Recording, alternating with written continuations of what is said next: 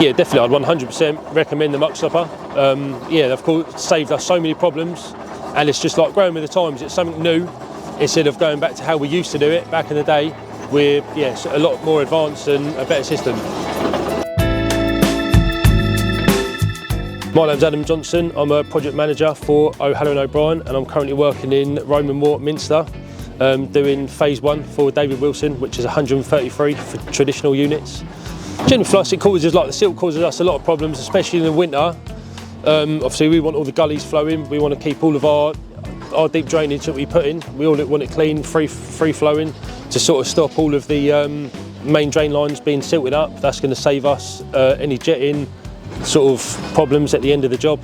This is the first job we've used it on, and we've had so many problems in the past with gullies being blocked, drain lines being filled up with silt and causing so many blockages. But at the minute we're over 1.5 years in, and we've had no issues. We've got people living here now. Everything's cleared. We've had all our surveys and we're good to go. Everything's clear and good. When we do our row to base and binder, where our curb brace is in, we'll put the gully, the MuckStopper in, and this will catch all of our sort of construction sites silt.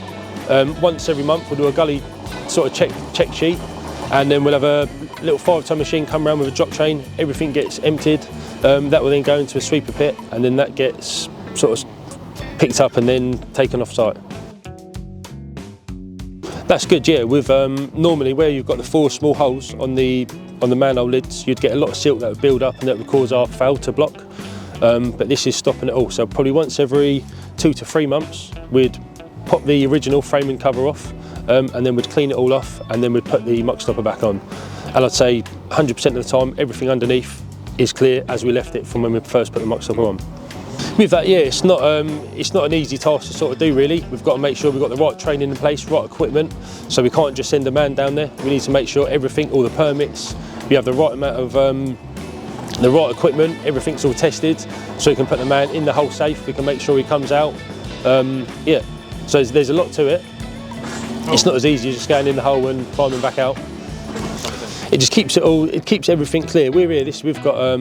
We've got 3 drainage runs here, so we've got quite a light pressure sort of storm system. So we've got loads of filter drains. So we need to stop all of that getting into the system, and then spreading down through all the streams and going further. Yeah, we've used. We started off our first road 16. We started doing all of that, but now we're doing the wearing course. We've took them off. We've started to use them in phase 2, and they're just as good as when we first put them on to how they are now. Okay. So longevity-wise, they would 100% last for a fair few jobs going forward. Yeah, definitely, I'd 100% recommend the MuckStopper. Yeah, of course, saved us so many problems, and it's just like growing with the times. It's something new, instead of going back to how we used to do it back in the day. We're a lot more advanced and a better system.